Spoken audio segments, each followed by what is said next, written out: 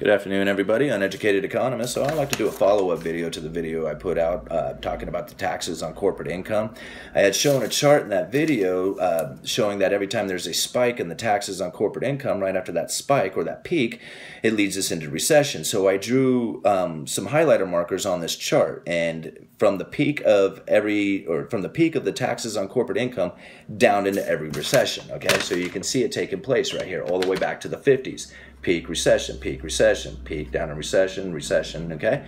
And it happens every time. These gray lines are recessions, okay?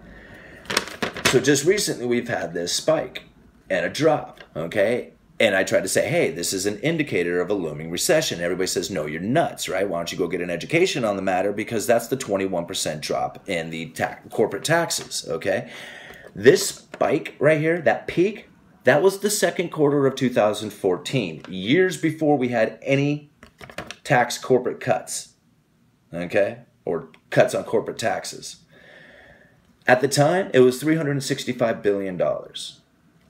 When those tax cuts came into play, they were at $296 billion. That's all they were paying, not the $365, but $296 billion. That dropped down to $149 billion. That's a 50% drop there, guys. That 21% corporate taxes that you're talking about, those corporate tax cuts, is hiding in there somewhere. Uneducated Economist, you guys let me know.